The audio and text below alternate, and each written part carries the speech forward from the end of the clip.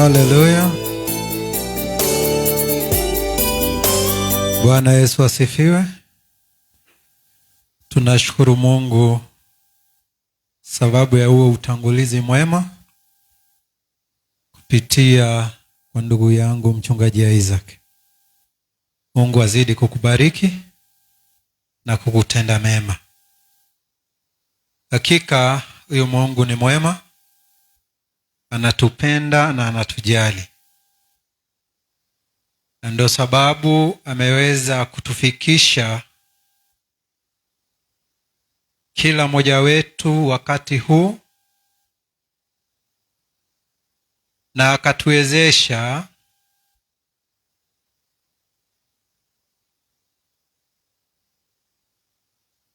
tuwe na uwezo wa kusema na kusikia neno lake, sababu ana kusudi njema kwa kila mmoja wetu kupitia kwa neno lake.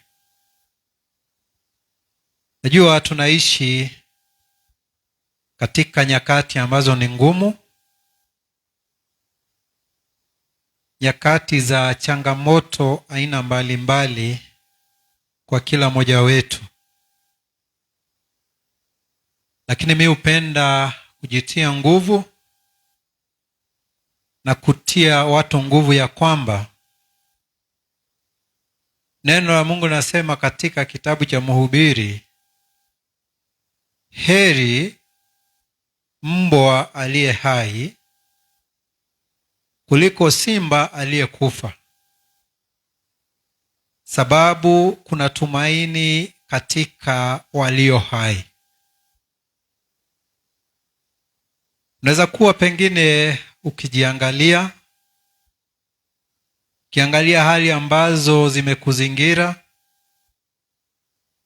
shaka zako, wasiwasi, kupungukiwa, unaona ni kama umefika mwisho. Lakini ningetaka kila mmoja tuchukue hilo himizo ya kwamba kuna tumaini katika walio hai. Haijalishi kama watu wakikuona ama wakijiona ama watu wakikuona ama ukijiona unajilinganisha na mbwa venye huo mfano umetumika katika Biblia, kuna tumaini. Huyu Mungu wetu anajua mambo yote, anaweza mambo yote, yuko kila mahali wakati wote, na amekuwa tangu mwanzo, ako mpaka wakati huu, na atadumu milele na milele. Nataka nichukue nafasi niweze kukaribisha kila mmoja wetu,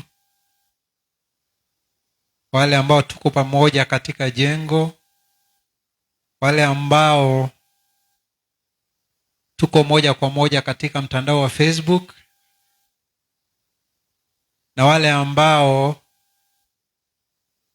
tutaungana baadaye katika mtandao wa YouTube. Karibuni ili tuweze kuendelea kujifunza neno lake Mungu,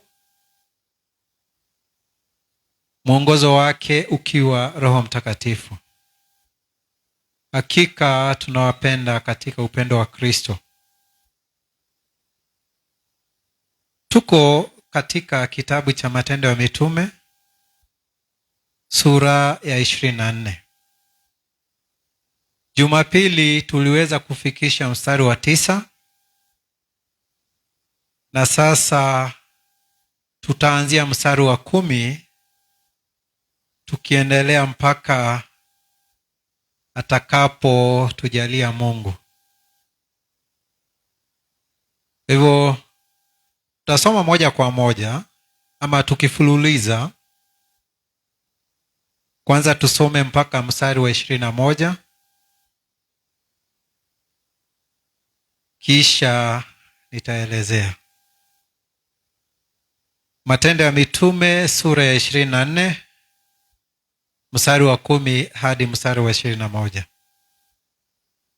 Na liwali alipompungia mkono ili anene, Paulo akajibu, kwa kuwa ninajua ya kwamba wewe umekuwa mwamuzi wa taifa hili kwa muda wa miaka mingi, najitetea mwenyewe kwa moyo wa furaha. Maana waweza kujua ya kuwa zijapita siku zaidi ya 12 tangu nilipopanda kwenda Yerusalemu ili kuabudu. Watu hawa hawakuniona ndani ya hekalu nikihojiana na mtu au kufanya fujo katika mkutano, wala katika masinagogi, wala ndani ya mji. Wala hawawezi kuyahakikisha mambo haya wanayonishtaki sasa. Ila neno hili naungama kwako, ya kwamba kwa njia ile ambayo waita uzushi, ndivyo ninavyomwabudu Mungu wa baba zetu, nikiamini yote yanayopatana na Torati na yaliyoandikwa katika vyuo vya manabii. Ninatumaini kwa Mungu, ambalo hata hao nao wanalitazamia, ya kwamba kutakuwa na ufufuo wa wafu, wenye haki na wasio haki pia. Nami ninajizoesha katika neno hili, niwe na dhamiri isiyo na hatia mbele za Mungu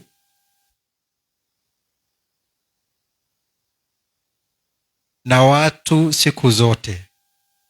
Baada ya miaka mingi nalifika niwaletee watu wa taifa langu sadaka na matoleo.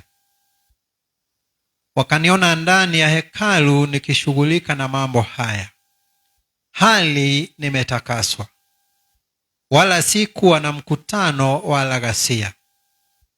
Lakini walikuwako baadhi ya Wayahudi waliotoka Asia, ambao imewapasa hao kuwapo hapa mbele yako na kunishtaki, kama wana neno lolote juu yangu.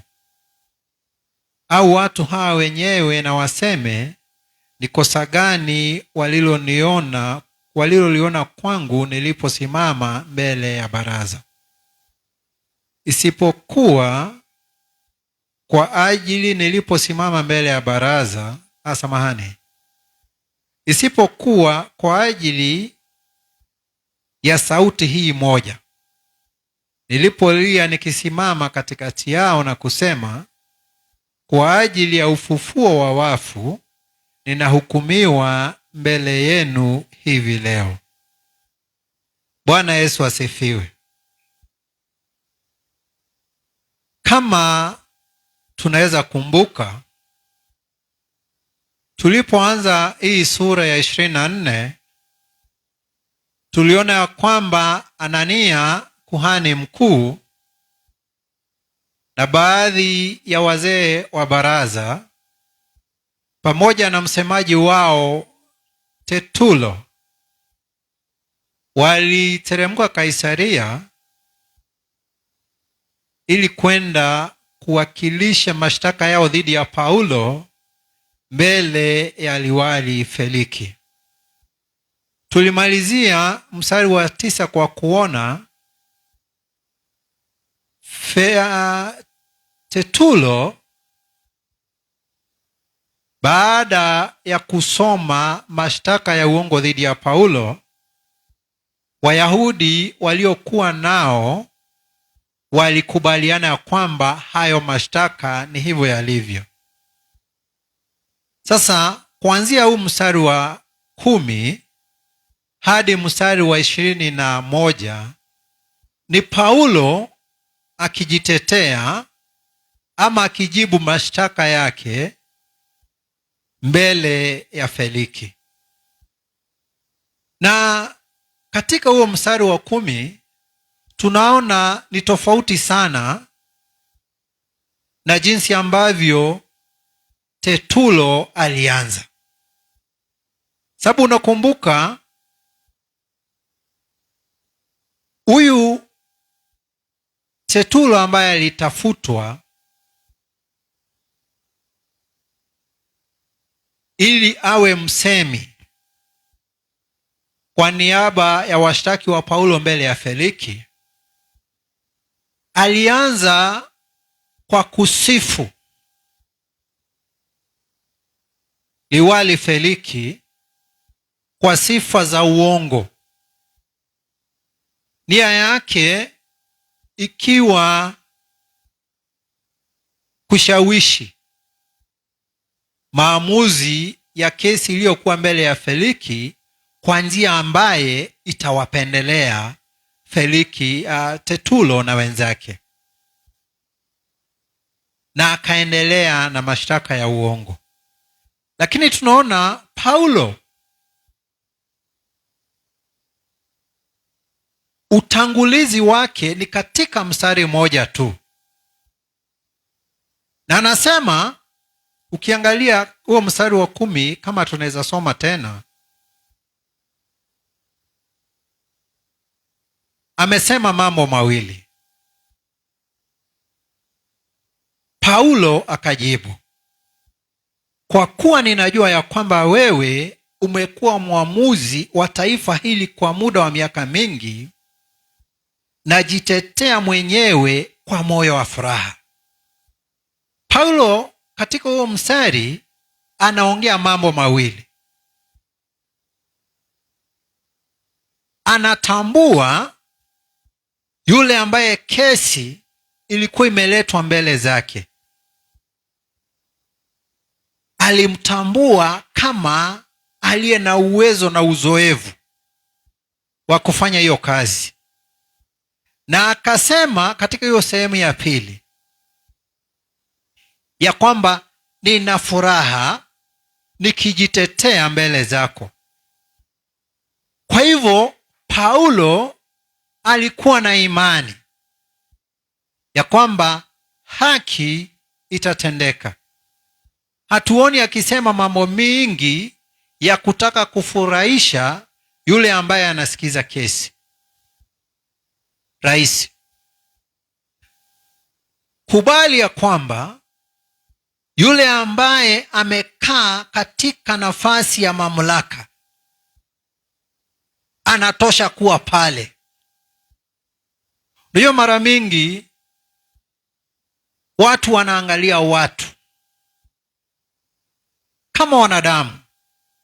Hata umewahi sikia watu wakiuliza, ni kitu gani inaangaliwa ndio mtu kama huyu apewe ile nafasi? Wewe kwa macho yako, kwa fikira zako, kwa maoni yako, unaona ya kwamba hatoshi. Na nirudie tena maandiko yaliyo katika Warumi sura ya 13. Biblia inasema ya kwamba hakuna mamlaka yoyote ambayo inaweza kuwa bila kuruhusiwa na Mungu. Iwe mamlaka mzuri kwa maoni ya watu au iwe mamlaka mbaya. Kama ni huyo chief, kama ni sub chief, kama ni DO, kama ni DC, kama ni nani, kama ni mwalimu mkuu, hao wote ambao wamechukua hizo nyadhifa, hata kama kwa maoni yako unaona hafai, hatoshi, ukweli ni kuwa yeye ndiye amekalia hiyo nafasi. Ni vizuri kutambua hivyo, na tunaona Paulo akitambua ya kwamba wewe liwali Feliki, ninajua una uzoefu wa hii kazi, na ninaamini ya kwamba nitajitetea mbele zako na haki itasimama. Ni vizuri kwenda na mtazamo kama huo katika kila mahali ambapo tunaenda. Ni ukweli, unaweza angalia mtu uone kulingana na venye anafanya kazi, afanye kazi vizuri, lakini sababu mamlaka yote ya ulimwengu huu Mamlaka yote iliyo na wanadamu wote katika ulimwengu huu, yote iko chini ya Mungu. Hakuna mamlaka ambayo imepita mamlaka ya Mungu. Kwa hivyo Mungu anaweza tumia huyo huyo ambaye anakalia hicho kiti kwa ofisi,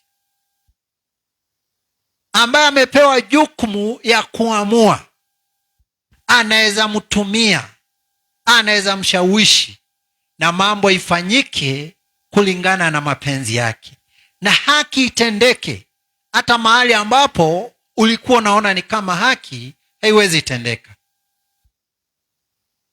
Unajua, maandiko yote yameandikwa ili tuweze kujifunza nayo, ili tukanywe, ili tushawishiwe naye,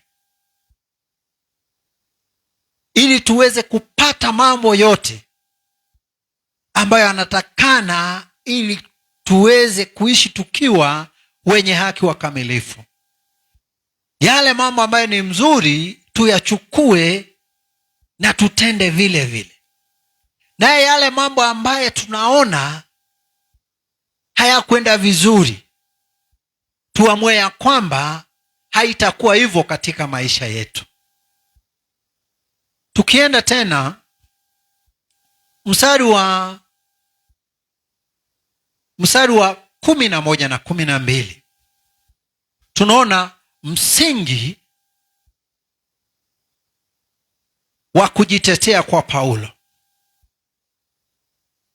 Msingi wa Paulo wa kujitetea ni kusema ukweli. Sababu ukiangalia katika huo mstari wa 11, baada ya kusema anajitetea mbele za Feliki akiwa amefurahi, anaenda kusema ili Feliki aweze kuelewa, na anaanza sasa kuendelea kusema, na hayo mambo ambayo anasema ni mambo ya ukweli, ya kwamba Paulo alisema haikuwa imepita siku 12 tangu alipofika Yerusalemu kwenda kuabudu.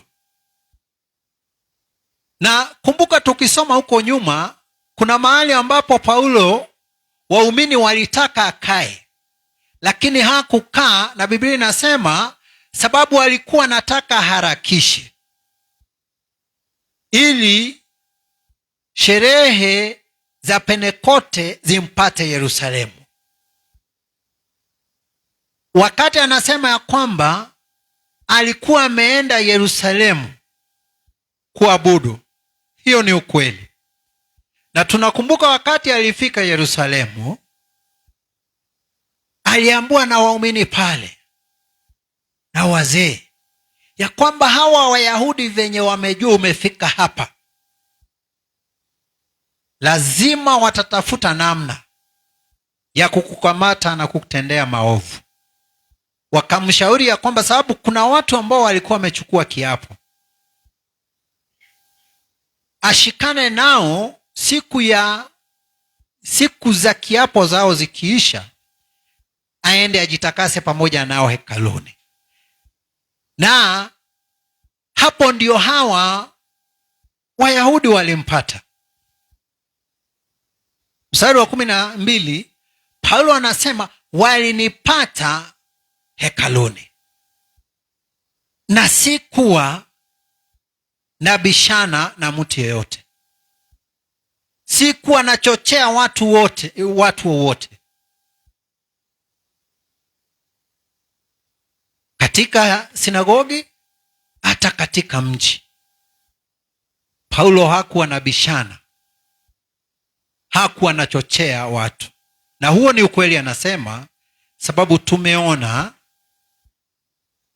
katika safari ya kujifunza hiki kitabu.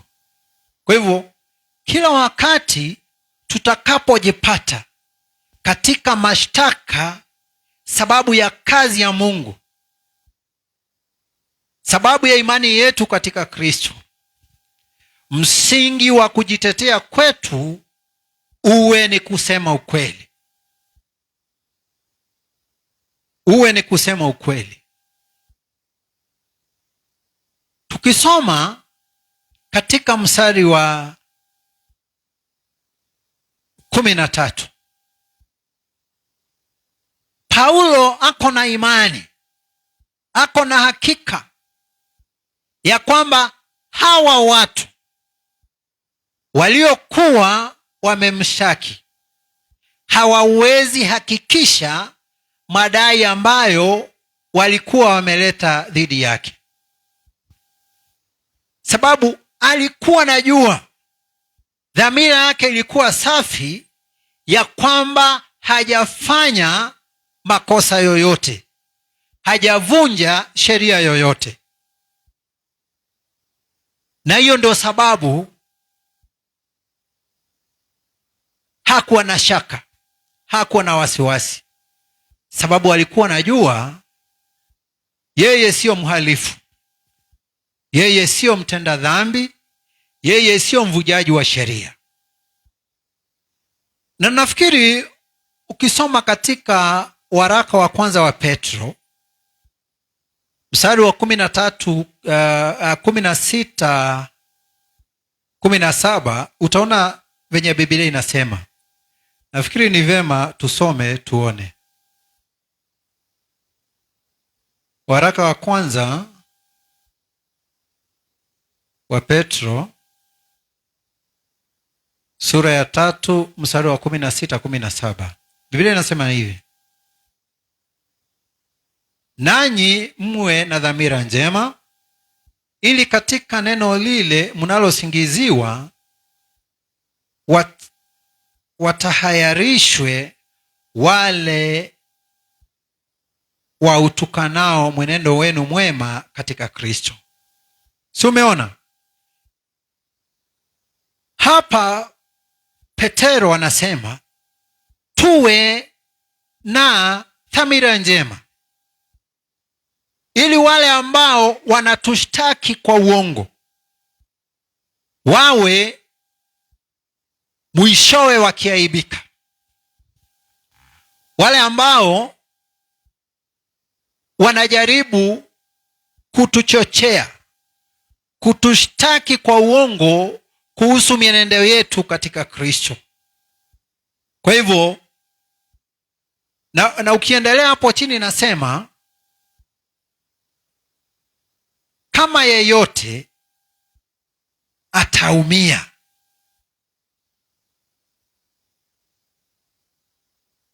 mstari wa 17 katika hiyo sura ya 3 waraka wa kwanza wa Petro, maana ni afadhali kuteswa kwa kutenda mema, ikiwa ndiyo mapenzi ya Mungu, kuliko kwa kutenda mabaya.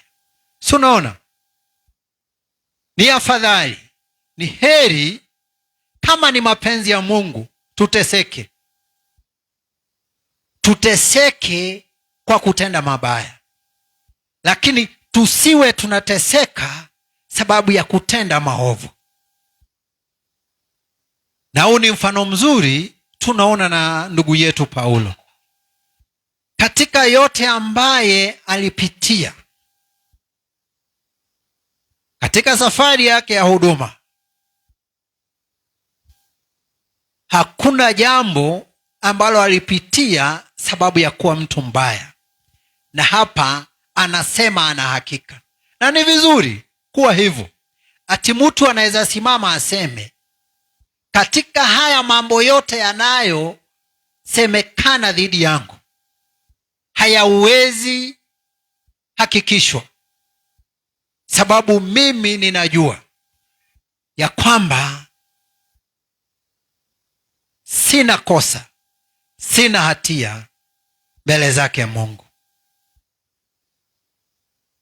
Na pia tusome ya kwamba, unajua kuna watu sana sana mafunzo ambayo inafunzwa siku hizi, ati ya kwamba kama wewe unajua Mungu, ati haufai kupitia magumu, haufai kupitia shida, haufai kushikwa, haufai kuwekwa seli.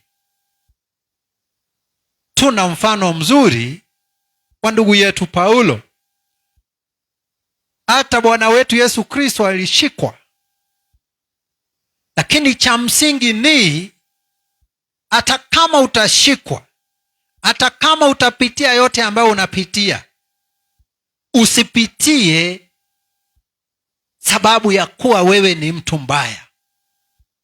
Usipitie kwa kuwa wewe umevunja sheria ama umetenda dhambi.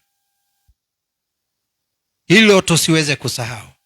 Lakini haimaanishi ya kwamba hatutapitia mambo kama haya. Tutayapitia. Katika mstari wa 14 hadi mstari wa 16, Paulo anashuhudia imani yake katika Kristo. Unajua, watu wengi wakijipata wanapitia shida, ugumu na mateso, sababu ya msimamo wao kwa Kristo, sababu ya msimamo wao kuhusiana na haki na utakatifu, watu wengi wanarudi nyuma. Watu wengi wanasema kama ni hivyo, wokovu naweza weka kando kidogo. Kama ni hivyo, huduma naweza weka kando kidogo. Sio hivyo. Sababu tutaangalia tuone Paulo akishuhudia kuhusu imani yake katika Kristo mbele ya Feliki. Na ninakumbuka wakati Paulo alikutana na Yesu Kristo akielekea Dameski kwenda kutesa waumini. Alipopigwa na upofu na akaambiwa aende kwa nyumba ya mtu fulani na atamwambia vile ambavyo atafanya, wito ambao Paulo aliitwa nao na Kristo ni kuwa shahidi wake Kristo kwa Wayahudi, kwa watu wa mataifa, kwa wafalme, kwa viongozi. Huo ndio mwito ambaye aliitwa nao. Na unajua, kawaida kupatana na wafalme, kupatana na maliwali ama magovernors, na watu walio na vyeo ni ngumu.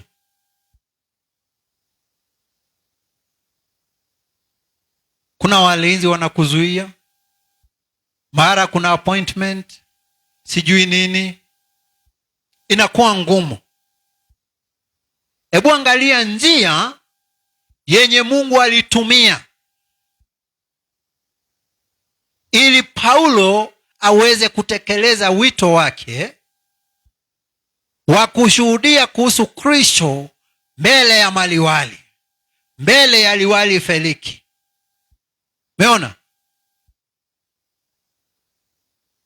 Alitumia njia ya kushikwa kwake na kushtakiwa mbele zake.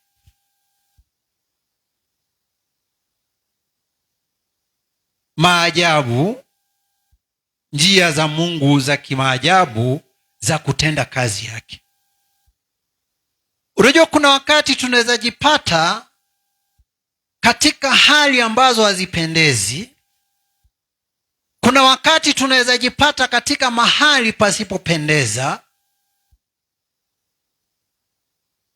na tunashangaa ni nini. Hata tunaomba Mungu atutoe katika hizo hali. Hata tunaomba Mungu atutoe katika mahali pale. Lakini hatuulizi Mungu, naomba unisaidie kujua kusudi na mipango yako katika hii hali yangu. Naomba unisaidie kufahamu kusudi na mipango yako na mimi na mahali ambapo nipo wakati huu. Wakati mwingi hatuambii Mungu hivyo. Wakati mwingi ni kulalamika. Wakati mwingi ni kusema Mungu ametuacha. Wakati mwingi ni kusema ni mashetani na ni mapepo na washindi, na inaweza kuwa ni njia ambayo Mungu anatumia ili tuweze kutekeleza wito ambao tumeitwa nao, wa kuwa shahidi wake, wa kuwa mwanga kwa ulimwengu usio mji wa Mungu. Anasema katika mstari wa 14, Paulo anasema, lakini kwa hili ninakiri, ninakubali ya kwamba kwa hii njia ambayo wanaita uzushi,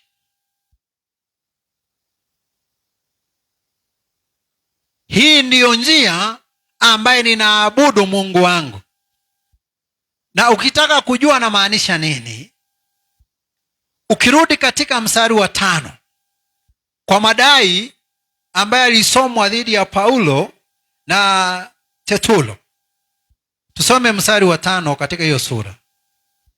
Kwa maana tumemwona huyu mtu mkorofi, mwanzilishi wa fitina katika Wayahudi wote duniani, tena ni kichwa cha madhehebu ya Wanazorayo.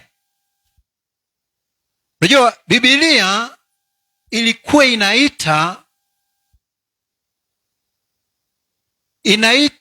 Yesu Kristo Yesu wa Nazarethi, sababu alitoka katika eneo la Galilaya, katika mji wa Nazareti.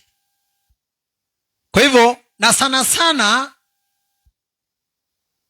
ili jina Yesu wa Nazarethi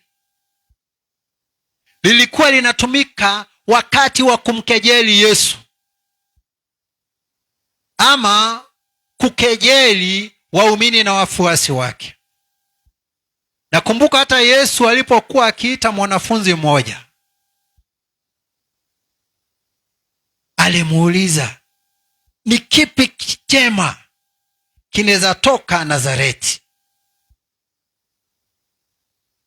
Sasa hili jambo liliendelea na lilikuwa linatumika kama jina la kejeli, na jina ambalo lilikuwa linatumika kukejeli waumini na wafuasi wake Yesu Kristo ni hili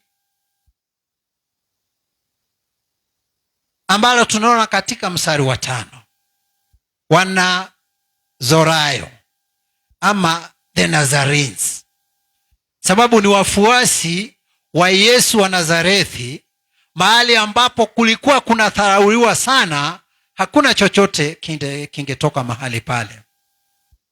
Sasa Paulo anasema hivyo ambavyo wanasema mimi ni mfuasi wa Yesu wa Nazarethi, ninakubali, ninaamini Mungu wa baba zetu. Na wakati anasema baba zetu, anamaanisha Mungu wa Abrahamu, Mungu wa Isaka na Mungu wa Yakobo. Alikuwa anasema anaabudu huyu Mungu ambaye alisema jina lake milele litakuwa Mungu wa Abrahamu, Mungu wa Isaka na Mungu wa Yakobo, mababa za Wayahudi. Huyo Mungu ninamwabudu kwa njia ya Yesu Kristo. Hilo mimi ninakubali, sikatai. Unaona, anajua waliokuja kumshtaki wanamshtaki sababu ya kuwa muumini na mfuasi wake Yesu Kristo, wakiwa na nia ya kumwangamiza ili asiendelee kuhubiri na ili watu wengi wasiweze kumgeukia Kristo. Anajua hivyo, lakini mbele ya mashtaka mbele ya hakimu, mbele ya mwamuzi, anasema katika hilo ninakubali, hilo sipingi. Hebu tafakari, ni ujasiri wa kiasi gani wakati mtu anasema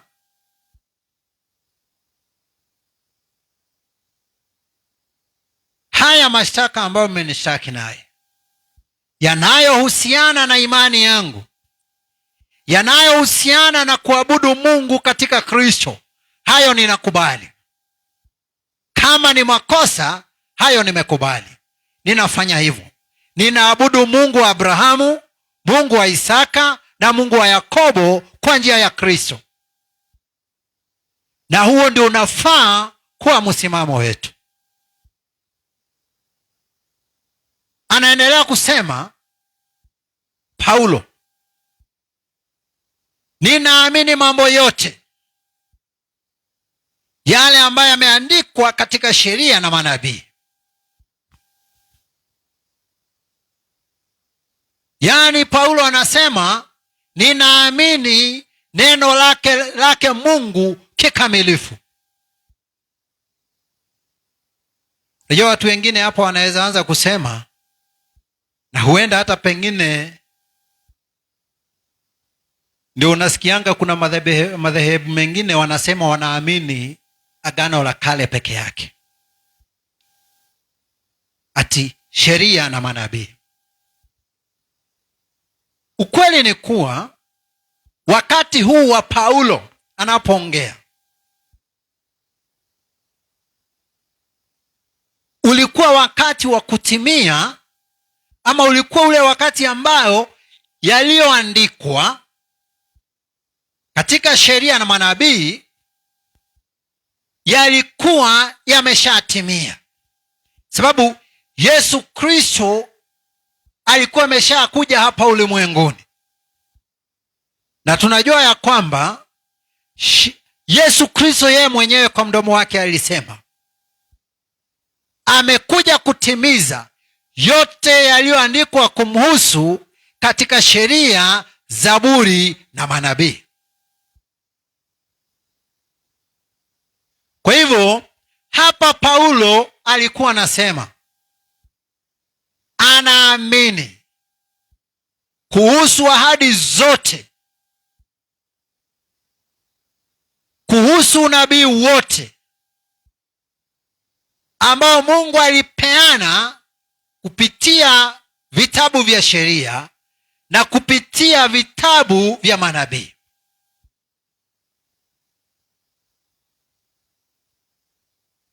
Na hizo zote zilikuwa zinaelekea kwake Yesu Kristo.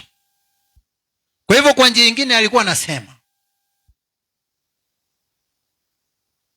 hawezi kuwa unasema unaamini sheria na manabii ambayo ilikuwa inaongea kuhusu Yesu Kristo na umwamini Yesu Kristo na umfuati Yesu Kristo. Agano la Kale limeandika kuhusu unabii, kuhusu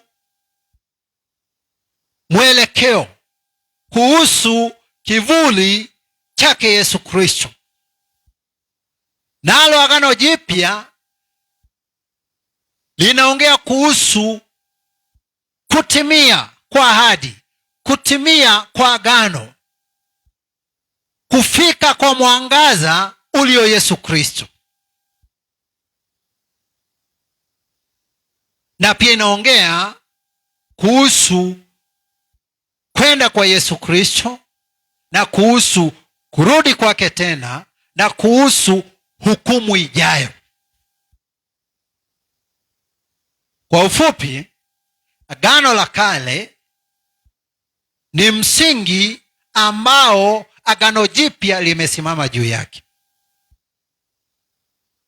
Kwa hivyo kusema ati sisi katika dhehebu letu tunaamini Agano Jipya peke yake, ama kusema katika dhehebu letu tunaamini Agano la Kale peke yake. Hilo haliambatani na neno lake Mungu.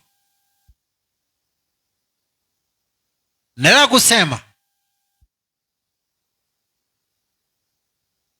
katika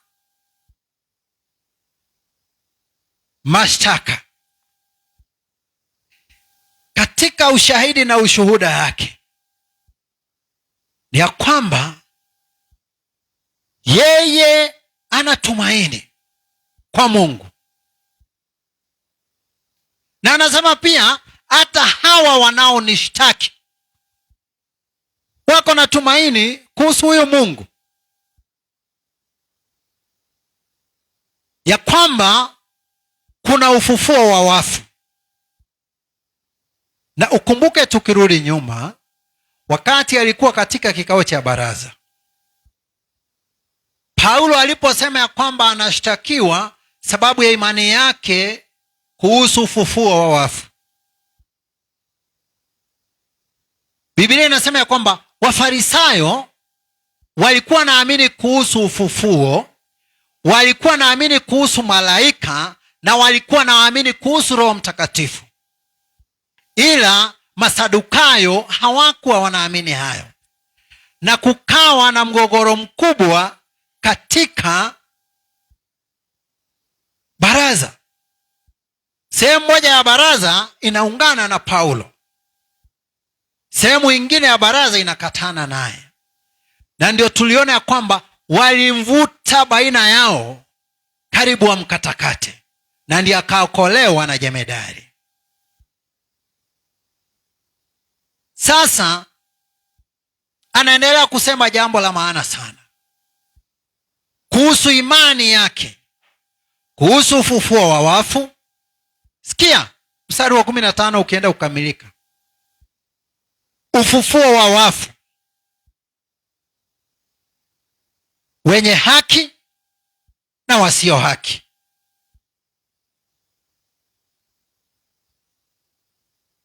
Kwa hivyo kuna ufufuo wa wenye haki na ufufuo wa wasio haki. Na nashukuru Mungu sababu ninaamini atatusaidia, na tutasoma wakati tutafika, na tutasoma kitabu cha Ufunuo. Tutaenda tupate kuna ufufuo wa kwanza, ufufuo wa wenye haki, yaani wakati Yesu Kristo ishara zake zitaonekana katika mawingu akilijia kanisa lake. Ukienda ukisoma, nafikiri katika Wakorintho, utaona Paulo akielezea, anasema ya kwamba wakati Yesu atakapokuwa akirudi, sio watu wote wataonja mauti, watakuwa wamekufa. Kuna watu bado watakuwa hai. Na anaendelea kusema ya kwamba wale ambao watakuwa wamekufa wakiwa katika Kristo, wakiwa wenye haki, hao watafufuka na wafikwe miili ya utukufu. Na anasema ya kwamba kama kufunga na kufungua kwa jicho, wale ambao watakuwa wakati huo na watakuwa haki watabadilishwa miili, waungane na wale ambao walitangulia kufufuka, na wamlaki Bwana Yesu kwenye mawingu. Na Biblia inasema ya kwamba watadumu naye milele na milele. Kanisa